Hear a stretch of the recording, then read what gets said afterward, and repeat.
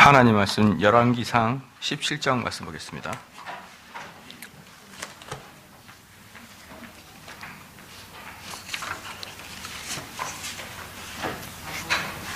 열왕기상 17장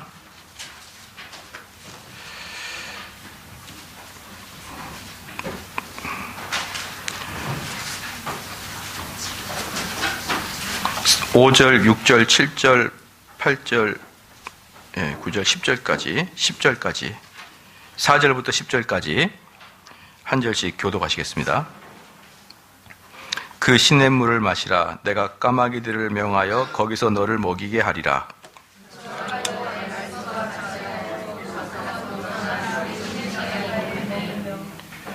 까마귀들이 아침에도 떡과 고기를, 저녁에도 떡과 고기를 가져왔고 저가 시내를 마셨더니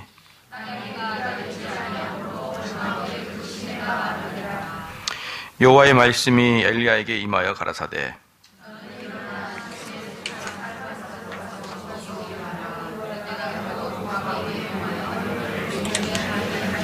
다 같이 읽겠습니다.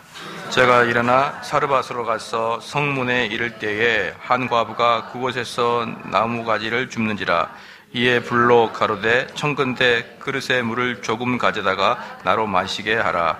아멘. 사르밧으로 가라라는 제목으로 하나님 말씀 전하겠습니다. 3절 4절을 자세히 보면요, 너는 여기에서 떠나 동으로 가서 요단 앞 그린 시냇가에 숨고, 그렇죠? 그 다음에 그 시냇물을 마시라. 내가 까마귀들에게 명하여 거기서 너를 먹이게 하리라. 하나님의 축복, 요 하나님의 그 기적은 무엇을 기준으로 이루어지느냐 그러면 조건절을 기준으로 하는 거예요. 조건절을. 그곳으로 가라. 그곳으로 가라라고 한 이후에 그 가라가 이제 허용이 됐을 때 하나님의 놀라운 이제 역사가 일어나는 것이죠. 그러므로 사랑하는 성도 여러분, 여러분들의 신앙에 있어서 그 불신앙에 의한 불순종은 절대로 기적을 경험하지 못하는 거예요. 우리가 흔히 말하는 그런 기적 말고라도 말이죠. 하나님이 정말 나에게 역사하고 계시는구나. 하나님께서 지금 살아서 나에게 역사하고 계시는구나. 이것을 알기 위해서는 그 전 단계가 뭐가 필요하다고요? 순종이 필요하다고요. 순종. 그러니까 이 순종이 없는 자들은 하나님께서 지금 나에게, 뒤에도 좀 나오는데요, 나에게 지금 역사하고 있다는 것에 대해서 전혀 깨달을 수가 없는 거예요. 그렇기 때문에 실제적인 살아 움직이는 믿음을 가질 수가 없는 것이죠. 이론적인 것만 가지고 있었죠. 변증법적이 아니라 관념론적 관념론이라는 것 중 재밌는 게 뭐냐 그러면요, 여기 있는 사람이 나한테 이야기를 하죠. 그러면은 이 정보가 나한테 다 있는 게 아니라 그 사람의 정보가 나의 시각을 통해서 시각적인 전자파를 통해서 시각이 내 뇌에 들어오고, 내 귀에는 음악에 대한 세포를 통해서 내 뇌로 들어오는 거예요. 그렇기 때문에 이 사람이 있는지 없는지는 알지 못해요. 실제 존재하는지 아닌지 모르지만 어쨌든 각 전파를 통해서 내 머릿속에 들어오잖아요. 예를 들어서 여러분 갑자기 화학물질이 머리에 막 들어오시는 분들은 혼자서 이렇게 누가 나에게 속삭이는 것처럼 들리잖아요. 속삭이는 것. 그래서 저 아이 녀석 한 대 때리라 그런다. 이런 속삭임 들리는데 실제로 옆에서 나한테 이야기하는 것처럼 들린단 말이에요. 그런데 그게 밖에 없을 수 있다. 그래서 뭐라고 얘기했냐면 그들은 얘가 있는지 없는지는 사실 몰라. 객관적으로 진짜 있는지 없는지 몰라. 그러나 나에게는 그게 화학적 반응으로 올 뿐이야 라고 이야기할 때 뭐라고 이야기하냐면, 그래? 그럼 여기 절벽 위에서 절벽이 높은지 아닌지는 사실 몰라. 근데 나한테 온 에너지와 화학 반응이 높다고 생각하니 높은 거야. 높지 않은데 높다고 생각할 수 있어. 이렇게 이야기하는 애라 뛰어내려봐. 이제 이렇게 이야기하면 못 뛰어내리는 것이죠. 무슨 말인지 제가 설명을 해야 모르겠어요. 제가 대충 알아서 들으세요. 귀 쫑긋하고 들으세요. 어쨌든 무슨 말이냐 그러면 관념한다는 거예요. 얘는 없을 수도 있는데 내가 생각하는 대로. 근데 실제로 많이 그래요. 우리가 아라고 이야기하지만 받아들인 사람은 그걸 어로 생각하고 관념으로 받아들이면 아무리 아라 그래도 아무리 어로 들리는 거예요. 그죠? 그러니까 그러니까 관념론이 일정 부분 또 맞는 부분도 있는데 일정 부분 안 맞은 부분도 있어요. 그래서 그럼 네가 직접 뛰어봐라고 할 때 옛날에 또 그렇지 않습니까? 제가 생각이 맞다 그러면 미분을 공부하는 사람이 그러잖아요. 수학할 때 처음에 그러지 않았습니까? 탁 화살로 쏘면은 전체 결에서 반이 오고 또 전체 결에서 반이 오고 이렇게 해가지고 끝까지 가면 결국 어때요? 얘를 맞히지 못한다라고 하잖아요. 이론적으로 여러분 미분을 안 배워봤으니까 모르잖아요. 근데 반하고 뭐, 쌤은 그래요. 그러니까 쏴봐 그러니까 싫어요 이제 이렇게 했다는 것이죠. 너 서봐 내가 쏴볼게 싫어요 이런 거가 제 신앙이 이론적이라는 거예요.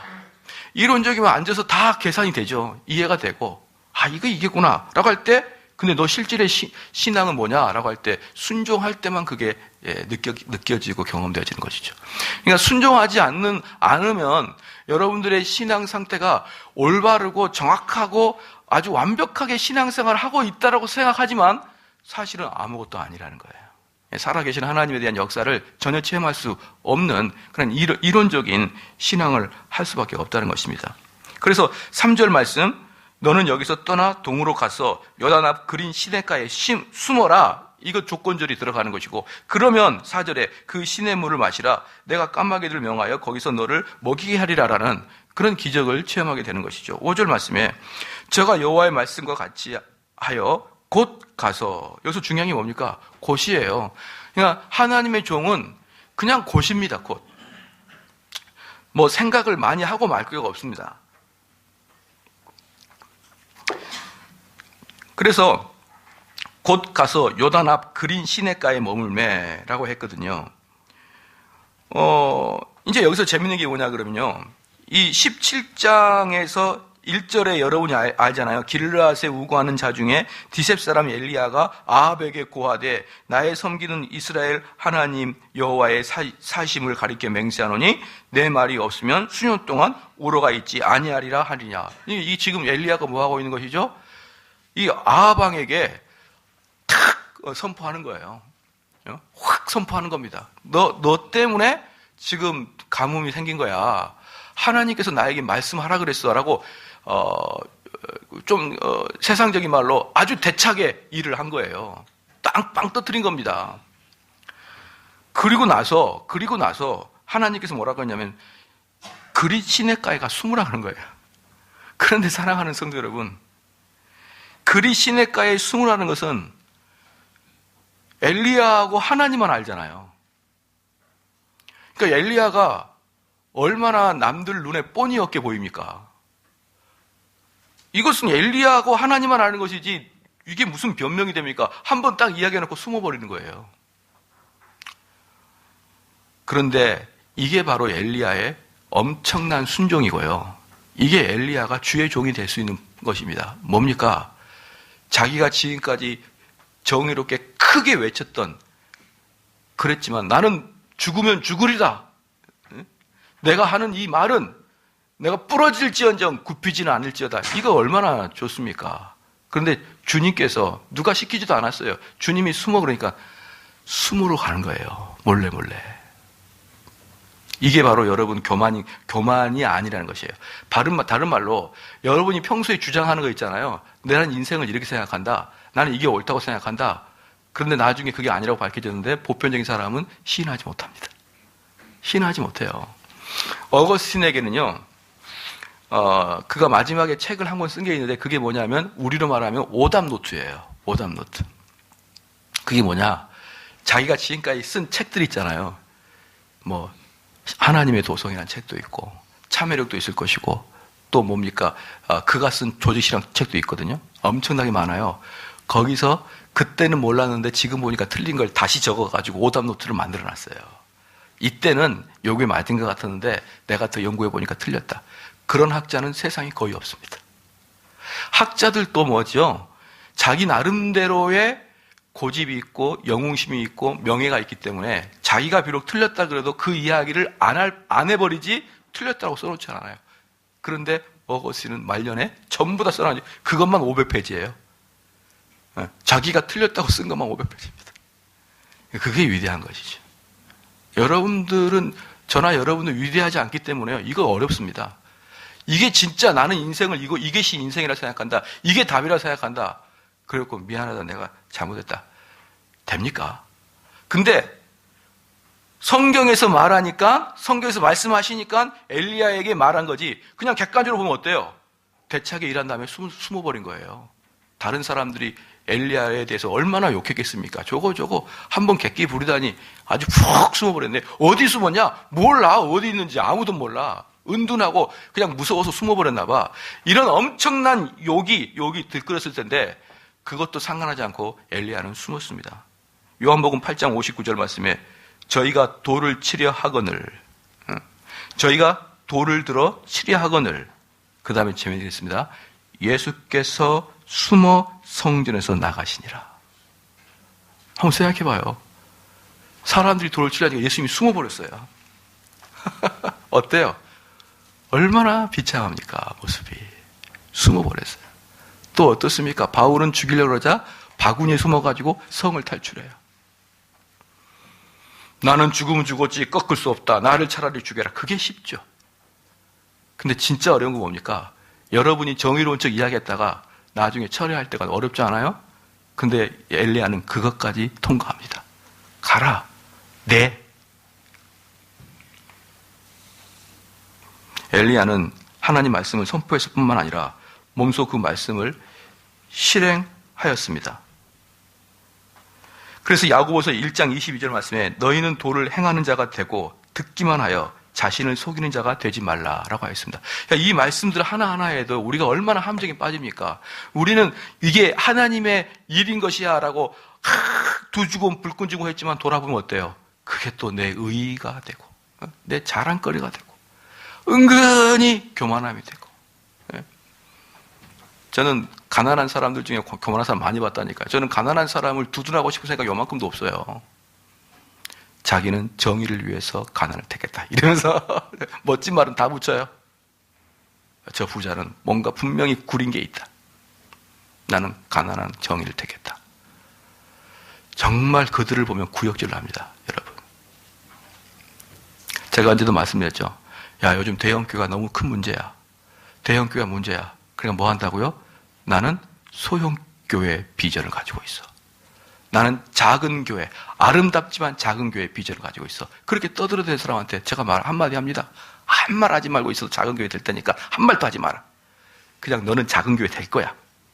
꼭 자기가 엄청나게 큰 교회, 대형 교회가 될 것 같은데 막 축소해가지고 자기가 작은 교회를 이룰 것이냐? 부자도 성공한 자도 교만하고 가난한 자도 나름대로의 자기 스스로의 이론으로 교만해져 있고 그런 상태인 게 전 눈에 빤히 보입니다. 빤히 보여요. 사랑하는 성도 여러분, 어떤 것이 교만이 숨어있는지 아시겠죠? 잘 아시겠죠?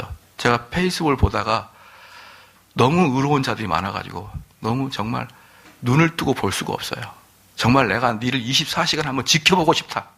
비디오 촬영해가지고. 거기 가면 루터와 칼빈이 쫙 깔려 있습니다. 할렐루야. 여러분이 안 그렇다는 거 아닌 거 아시죠? 다 똑같습니다, 우리는. 누구나. 그 알량한 자존심. 내가 지금까지 지켜왔던 그 일을 난 바꿀 수가 없어. 근데 엘리야는 오케이. 하나님 말씀하시면 명예고 뭐고 남들이 나를 어떻게 이야기하든 말든 들어가겠습니다. 그것도 어디로요? 한강이나 요단강이 아니라 그릿 시냇가. 그릿이 뭐라고 했습니까? 시작.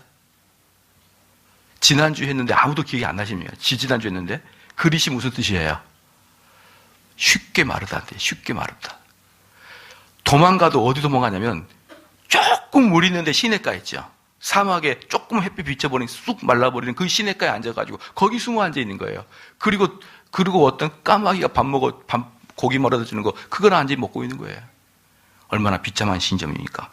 그게 바로 엘리야가 시험 두 번째를 통과한 겁니다. 첫 번째는 뭡니까?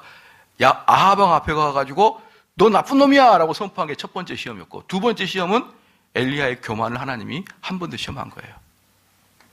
왜? 여기서 보니까 5절 말씀에 저희가 여호와의 말씀과 같이 하여 곧 가서 요단 앞 그릿 시냇가에 머물매. 곧. 고려하지 않습니다. 하나님께서 그걸 원하시면 곧 내 명예는 상관없겠습니다. 그런데 사랑하는 성도 여러분, 바로 이 부분에서 너무나 많은 사람들이 넘어지고 있는 것 같아요. 그 알량한 정의감. 그 다음에 6절 말씀에 까마귀들이 아침에도 떡과 고기를, 저녁에도 떡과 고기를 가져왔고 저가 시내를 마셨더니, 6절 말씀에 하나님은 이제 그렇게 곧 약속을 그렇게 순종하는 자에게는 하나님은 어때요? 결단코 그들을 가난하게 하거나 배고프게 하지 않습니다. 재밌는 게 뭐냐 그러면요, 이 당시에 그 흉년 아닙니까? 지금 이때가 최소한 6개월 동안 비 한 방울도 안 왔다 그랬죠. 그런데 엘리야가 먹는 게 뭔지 한번 봐보십시오. 엘리야가 먹는 게 떡과 고기를 먹어요. 떡과 고기를. 여기 보면은 이 18장 4절 봅시다. 18장 4절에 보면은 오바다라는 사람이, 아주 좋은 사람이 있거든요. 이 사람이 주의 종들을 먹이고 입혔습니다. 4절 말씀 한번 읽어볼까요? 시작. 이세벨이 여호와의 선지자들을 멸할 때에 오바다가 선지자 100인을 가지고 50인씩 굴에 숨기고 떡과 물을 먹였더라. 그러니까 주의 종들, 주의 선지자들을 100명을 50인씩 굴에 숨기고 떡과 물을 먹여서 오바다가 그들을 살려줬거든요. 그러니까 하나님께서는 오바다를 통해서도 여전히 선지자들을 살리는 사역을 했는데, 엘리야는 특별히 오바다라는 사람이 아니라 말할 수 없는 까마귀를 통해서 먹이고 입혔거든요. 그런데 먹는 그 메뉴를 보라고요. 메뉴를. 눈이 있으면 메뉴를 한번 봐보세요. 어떤 차이가 있습니까? 고기가 없잖아요. 오바다는 고기가. 그러니까 이게서 지금 뭘 말씀을 드리냐면, 하나님이 전혀 예상하지 못하는 방식으로 엘리야를 먹였는데 말할 수 없는 풍족함으로 먹인단 말이에요. 말할 수 없는 풍족함으로.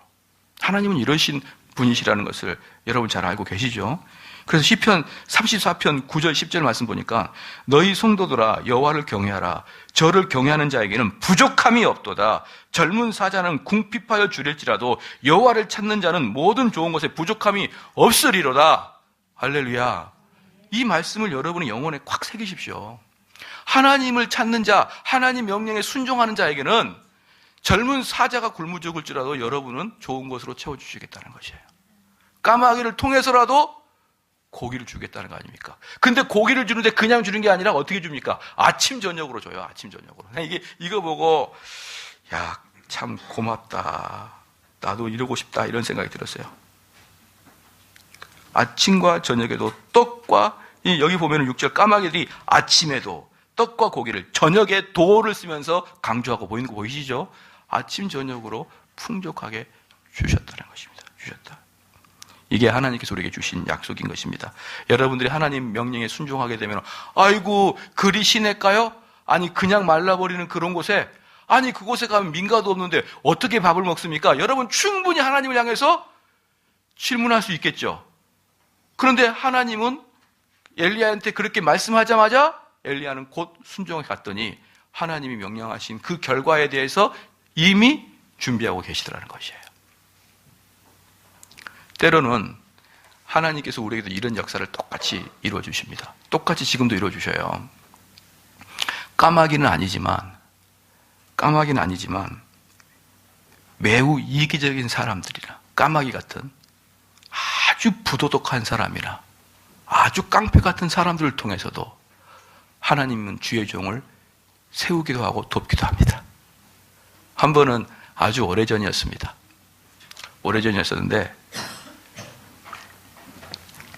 그 동네 저희 그 시골의 동네 아주 힘세고 아주 사납고 그런 종자가 한 명 있었어요. 툭 하면 승질내고 행패 부리고 정말 가까이 가고 싶지 않았죠. 근데 이제 아버님이 목회하실 때 그 교회 이제 중직자들이 얼마나 아버님을 괴롭히고 쪼고 쬐고, 그래서 그 당시에 그 시골의 목회자들은 화를 냈다 그러면 그걸로 모든 게 끝장나는 거거든요. 그래서 화를 내지 못하심으로 우리 아버님의 그 불같은 성격이 화를 참다 보니까 온몸에 두드러기가 불풀어 난 거예요. 두드러기가. 그 두드러기가 터지면 우리한테 그게 화가 우리한테 쏟아지는 겁니다. 예.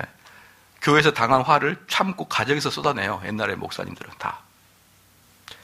그런데 그것 때문에 참 집안이 불우해지고 어려웠어요. 근데 그 깡패가 다 정리해줬어요. 어디서 종교 지도자를 이것들이 하면서 깡패 지도자가 오지도 않고 하지는데 와가지고 다 뒤집어가지고 다 평정을 해주고 까마귀처럼 사라지고 말았어요. 놀라운 일이에요.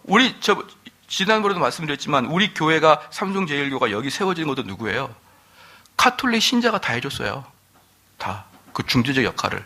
그 조합과 우리 교회가 아주 적당한 가격에, 왜냐하면 우리는 정말 어렵게 그냥 쫓겨날 수밖에 없는 상황이었는데 철저하게 우리 교회 장로님인 것처럼, 우리 교회 담임 목사님인 것처럼 그렇게 자기 일처럼 해준 분이 계셨습니다. 근데 그분은 카톨릭 신자예요. 이렇게 우리의 상상과는 합치가 안 되는 일은 지금도 하나님께서 여전히 까마귀처럼 그런 분을 보내주셔서 예상하지 못한 일들이 우리에게도 발생하고 있는데 우리는 그걸 쉽게 간과할 수밖에 없는 거예요. 그게 실제적인 까만 까마귀가 아니기 때문에. 그러나 하나님께서는 전혀 이상하리만치 그런 인격자들을 통해서도 하나님의 역사가 이루어지는데 그게 바로 현대판 까마귀라는 것을 알고 계시기를 주님 축원합니다. 그리고 그러한 일들은 지금도 여전히 벌어지고 있는 거예요.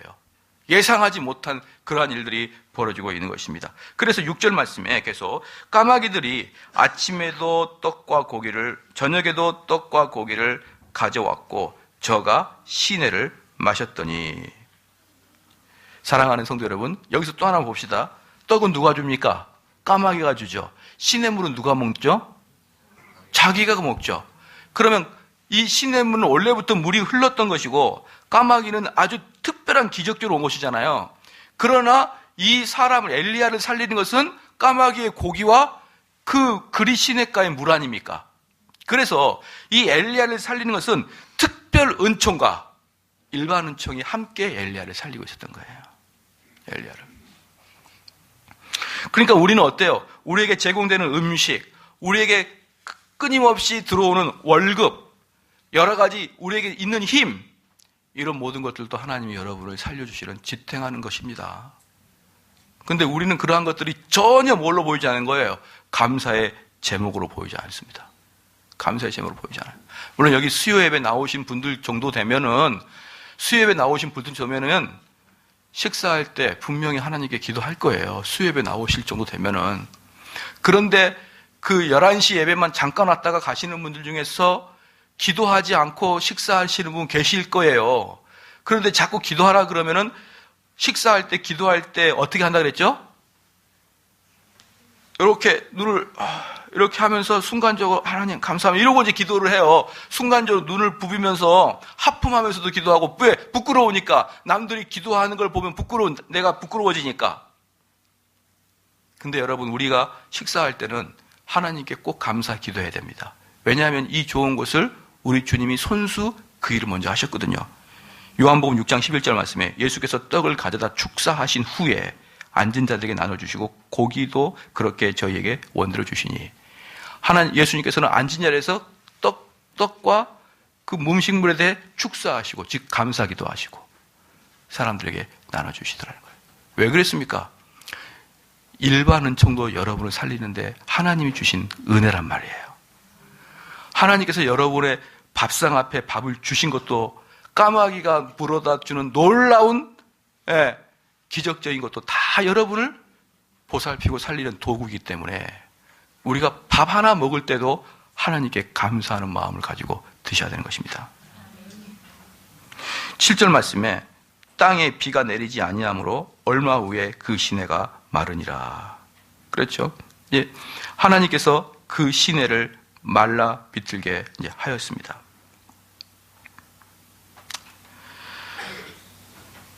이제 처음에도 말씀했지만 이 그릿이라는 땅은 기근이라는 땅이고 잘 마른 강이라는 뜻입니다.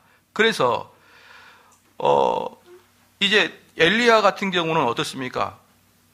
자기가 그냥 간 거예요. 자기가 간 겁니다. 하나님께서 가라고 하니까 그냥 곧 순종해서 갔습니다. 그래서 자기가 그곳을 가고 싶어서 간 것도 아니고 하나님이 가라고 하니까 그냥 간 거거든요. 그러면 그곳이 복된 곳이어야 되지 않겠습니까? 많은 사람들은 이렇게 이야기하시더라고요. 하나님 말씀을 순종하는데 이게 하나님의 뜻인지 아닌지 모를 때 하나님의 뜻이다라는 것 중에 하나가 뭐냐면 이 일이 잘 풀렸을 때를 하나님의 뜻이라고 생각하는 거예요. 그러니까 어떤 분들은 이 직장이 맞습니까? 저 직장이 맞습니까? 물어보다가 하나님이 어떻게 말씀해 주는지 모르겠지만 이 직장이 하나님이 나에게 보내준 직장이군요. 그리고 간 거예요. 그러다가 보니까 어땠습니까? 일하는데 일이 잘 안 되고 자꾸 꼬이는 것이에요. 그럼 와가지고 뭐라고 하냐면 하나님이 부르시는 곳으로 갔는데 왜 이렇게 꼬입니까? 이거 하나님이 이곳이 아닙니까? 또 어떤 분은 어떻습니까? A라는 분과 B라는 분의 결혼을 앞두고 B라는 분이랑 결혼했는데 맨날 욕하고 막 발로 차고 상을 뒤집고 그래요. 이게 내가 잘못된 것인가? 내가 하나님의 뜻을 잘못 깨달았나? 이제 이렇게 생각을 하거든요. 사랑하는 성도 여러분, 근데 여기 엘리야 보십시오. 하나님 말씀에 순종해 갔더니 조금은 뭐가 있었는데, 기적적인 은혜가 있었는데 그리시단 시냇가가 점점점 말라가는 겁니다. 점점 말라가는 거예요. 아니 막 속도가 너무 빠른 거죠. 말라가는 속도가. 철철철철철철 내리는 그 시냇물 소리가 줄어들수록 엘리야의 입에서는 찬송가가 줄어들 거예요. 그렇죠.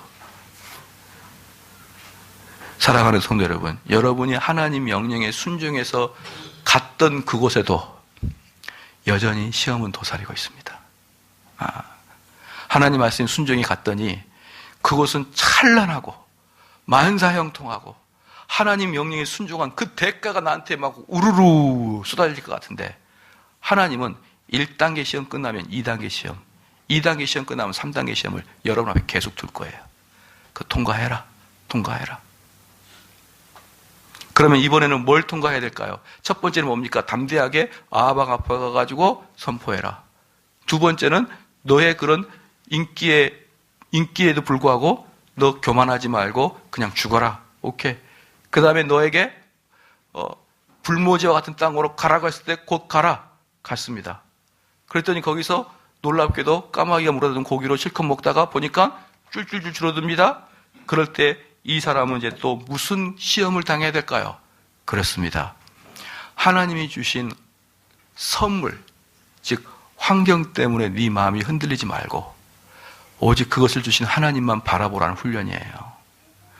여러분들, 사람들이 자기들이 자꾸 착각한 것 중에 많은 게 뭐냐면 하나님 감사합니다 그래요.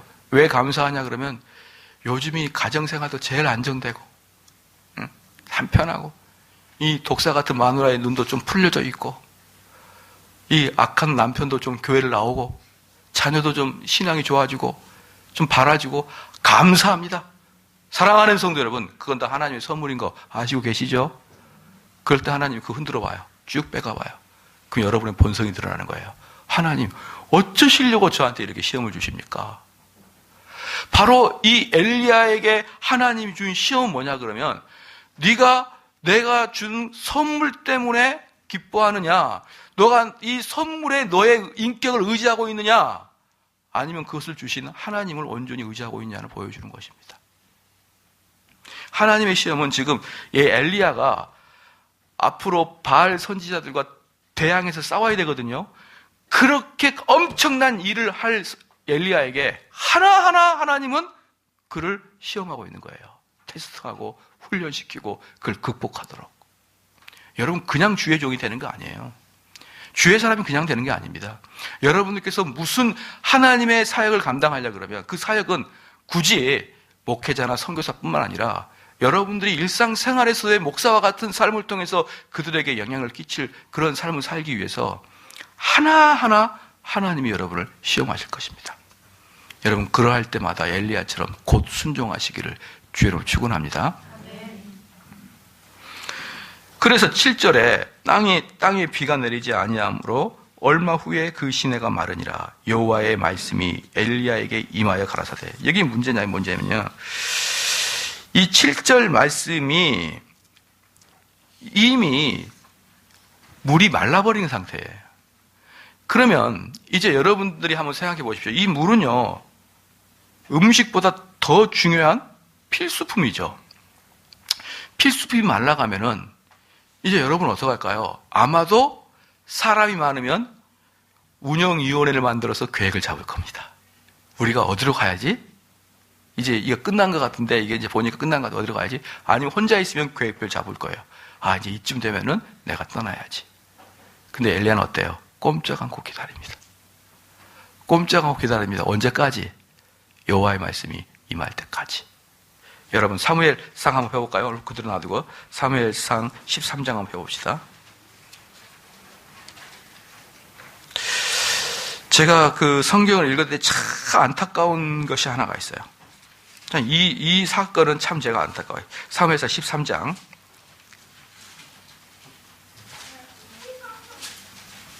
사무엘상 13장 12절 말씀.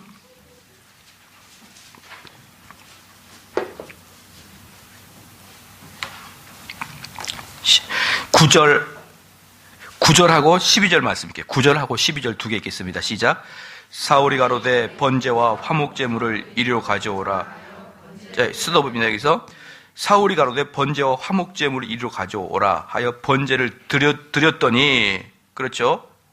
10절도 읽을게요. 시작. 번제 드리기를 필하자 사무엘이 온지라 사울이 나가 맞으며 문어나매. 자, 그 다음에 12절 읽겠습니다. 시작. 이에 내가 이르기를 블레셋 사람은 나를 치러 길갈로 내려오겠거늘 내가 여호와께 은혜를 간구치 못하였다 하고 부득이하여 번제를 드렸네. 지금 여기서 뭡니까? 사무엘이 제사를 드려야 되거든요. 근데 사무엘이 안 와요. 근데 블레셋이 쳐들어옵니다, 지금. 그러니까 기다리다 어때요? 지금 사울이 뭐라고 합니까? 부득이하게 내가 제사를 드렸다. 부득이하게. 바로 적군이 눈앞에까지 오게 돼서 당신이 드려야 되는 건 내가 알지만 너무나 위급해서 부득이하게 내가 제사를 드렸다. 미안하다. 그럴 때 13절 한번 읽겠습니다. 시작. 사무엘이 사울에게 이르되 왕이 망령되이 행하였도다. 왕이 왕 하나님 여호와께서 왕에게 명하신 명령을 지키지 아니하였도다. 그리하였다면 여호와께서 이스라엘 위에 왕의 나라를 영영히 세우. 이 사건이 사울이 끝장난 사건입니다. 근데 여러분 입장을 바꿔놓고 생각해봐요. 왜 제가 마음이 짠하고 아프냐? 여러분 같았으면 그렇게 안 하겠냐 이 말이에요. 우리 같으면 그렇게 안 하겠어요? 곧 전란이 다가오고 곧 위급함이 다가오고 곧 엄청난 일이 다가오는데 여러분 태평에 앉아서 하나님 말씀이나 듣고 계셔요? 이 일을 통해서 사울이 그 위가 끝났다. 사랑하는 성도 여러분, 믿음의 다른 표현은 뭡니까? 믿음의 다른 표현은 인내고 참고 견디는 겁니다. 그리고 명령이 내릴 때까지 기다리는 거예요. 그냥 막 이게 맞냐 안 맞냐 계속 자기 머리 굴리고 쓰고 그냥 뭐 해보고 하나님의 명령이 떨어지기 전에도 자기 마음대로 왔다 갔다 하는 거예요. 왜? 불안하니까. 왜? 두려우니까. 여러분 근데 믿음의 다른 말은요 인내입니다. 인내예요. 근데 엘리야가 이 짧은 말씀 안에서 여러분이 잘 발견하지 못하겠지만 엘리야는 시냇물이 마를 때까지 가만히 기다립니다. 그리고 여호와 하나님 말씀이 기다릴 때까지 그곳에 앉아 있는 것입니다. 할렐루야. 이 시험도 통과한 겁니다. 8절 말씀에 여호와의 말씀이 엘리야에게 임하여 가라사대. 그런데 이제 저는 이제 성경을 읽으면은 이 엘리야의 마음이 또 이렇게 우리도 이입이 되잖아요. 아, 엘리야의 마음이 지금 어떻겠다. 이입이 되잖아요. 여기까지 엘리야가 하나님 말씀대로 잘 참았습니다. 9절 말씀에 너는 일어나 시돈에 속한 사르밧으로 가서 거기 유하라. 내가 그곳 과부에게 명하여 너를 공격해 하였느니라. 너는 일어나라 그랬거든요.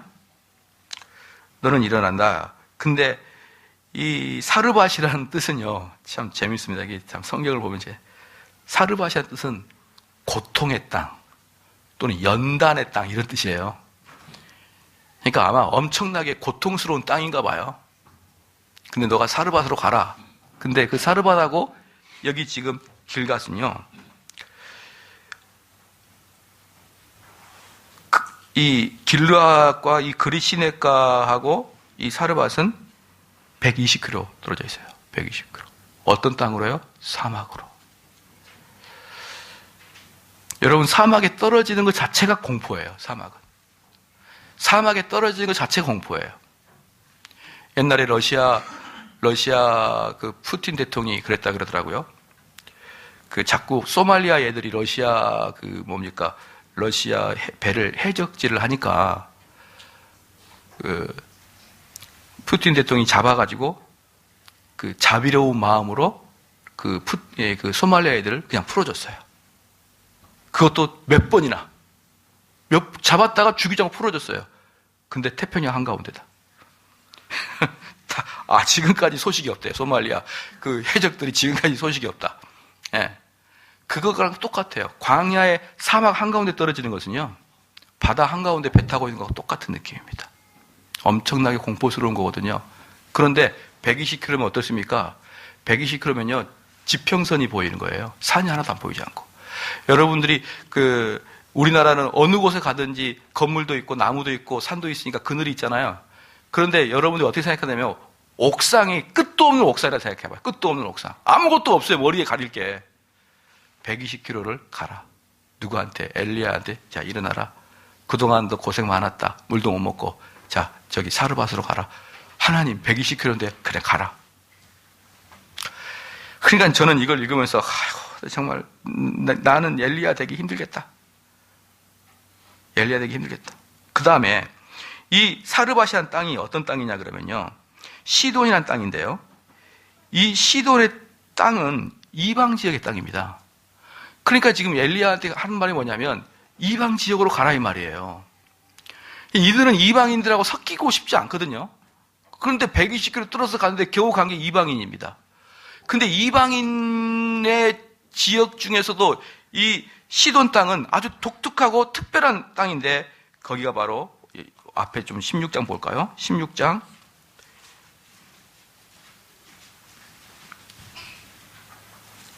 31절, 16장 31절 한번 읽겠습니다. 시작. 느밧의 아들 여로보암의 죄를 따라 행하는 것을 오히려 가볍게 여기며 시돈 사람의 왕 엣바알의 딸 이세벨로 아내를 삼고 가서 바알을 섬겨 숭배하고. 뭡니까? 시돈은 이세벨의 고향이에요. 바알 섬김의 본거지. 이세벨의 고향으로 앞으로 가라. 아유, 참 너무나 고통스러웠을 것 같아요. 엘리야 같은 경우. 야, 이게 하나님 도대체 나를 어떻게까지 하려고 하십니까? 근데다가 더욱더 결정적으로 너무나 엘리야가 충격적으로, 엘리야는 지금 뭐예요? 믿음의 종이고 목사님 같은 분이고 선지자와 같은 사람인데 뭐라고 한 줄 아십니까?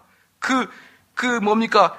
바알을 섬기는 그 본고지에 가가지고 9절에 너는 일어나 시돈에 속한 사르밧으로 가서 거기 유하라. 내가 그곳 과부에게 명하여 너를 공개하게 하리라. 너 가서 과부한테 도움받아라. 지금의 과부와 이때 가면 틀려요. 이때 과부는 뭐 한다고요? 생계 수단 자체를 못 해요. 이들은 무조건 과부가 되면은 아들이 없으면 굶어 죽어요, 얘네들은. 그냥 사람들이 기부해서 먹고 살 수는 있어도 생계 자체가 안 되는 거예요. 근데 누구한테? 제일 가난한 사람한테 공개받고 도움받고 살아라. 완전히 엘리야를 끝장내버립니다, 하나님께서. 끝장내요. 그냥 밟아도 그냥 밟은 게 아니라 어떻게 밟은다? 지근지근 밟아버려요, 하나님께서. 근데 엘리야는 그것을 곧 순종합니다. 할렐루야, 할렐루야. 그리고 무엇을 역으로 보여주냐 그러면, 이세벨 네가 아무리 날고 기어봐라. 내가 네 턱 밑에서 너를 끝내겠다. 하나님의 그런 게 보여요. 그래서 하나님은 놀랍게도 역설적이게도 이세벨 고향에 딱 보내서 거기서 공개받게 합니다. 그렇기 때문에 사랑하는 성도 여러분, 여기서 여러분이 하나 느껴야 될 게 뭐냐 그러면요, 이 지금 오늘 읽은 본문 말씀은 전부 다 사람의 생각과 가치관과 정반대 방향으로만 하나님이 시키고, 목사님 이게 맞는 거예요, 이게 정의예요 라고 할 때 정반대 방향. 우리가 지금까지 한 번도 정의롭다고 생각하지 않는 방법, 그거야말로 너무나 추하고 너무나 비겁하고 너무나 그리스도인 같지 않는 그 모습으로 가라는 거예요.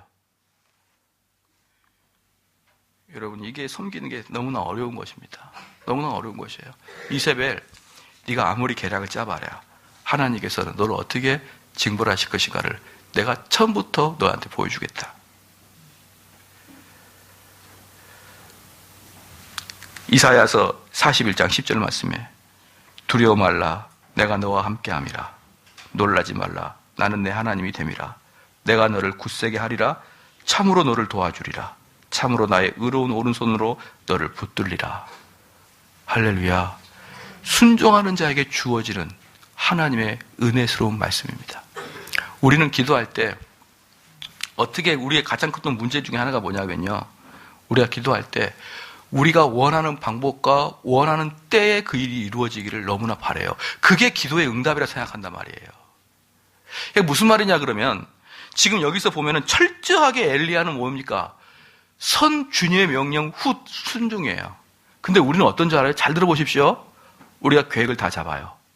그 다음에 하나님이 여기다 축복해달라는 거예요. 여러분의 신앙 상태가 그래요, 보편적으로. 하나님께서 뭘 원하시는지 성경 말씀이나 설교 말씀을 통해, 하나님의 말씀은 지금도 설교를 통해서 여러분들에게 이루어지는데 그거 별로 신경 안 쓰고 여러분이 인생 계획 다 잡아요. 그리고 하나님 여기다가 복만 주십시오. 복을 주십시오. 안 주면은 바닥바닥합니다.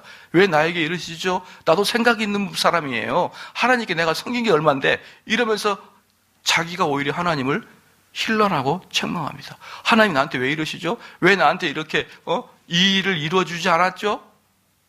왜 하나님 나에게 이렇게 장가도 못 가게 하는 것이죠? 왜 하나님 나에게 시집도 못 가게 하죠? 왜 하나님 나에게 자녀를 주지 않죠? 왜 하나님 나에게 병을 주죠? 왜 하나님 나에게 이렇게 우리 집안에 평지풍발 주죠?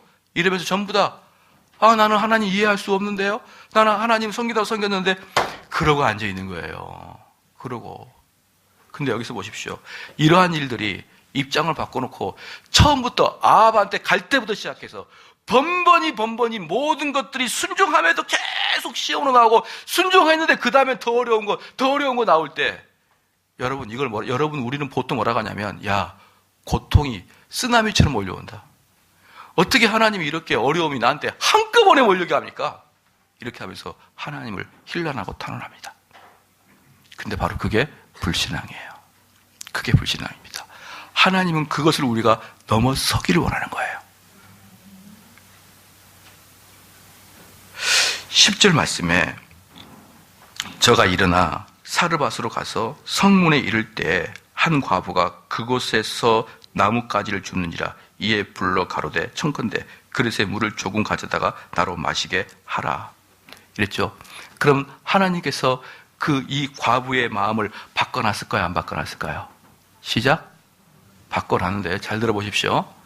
이 여인은 하나님께서 그 마음을 주실 때, 저 사람을 도와야 되겠다. 그리고 저 사람을 돕는 이유는 궁극적으로 이러한 이스라엘의 구원의 역사다 라는 것을 이 여인은 조금이라도 알고 있었을까요? 몰랐을까요? 시작. 몰랐어요. 바로 그거예요. 여러분, 우리 하나님의 섭리 모릅니다. 몰라요. 나도 모르고 쟤도 몰라요. 근데 우리는 그때 하나님 말씀에 순종해 살아가는 거예요. 면 장래 일이나. 지금 하나님이 나한테 이 일을 주시는 이유가 뭐지?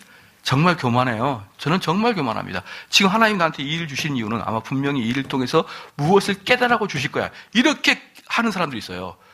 아니, 지금 이 여인을 봐보십시오. 이 여인을 볼 때 이 여인이 나한테 왜 이런 마음이 들지? 나는 이방인 여잔데?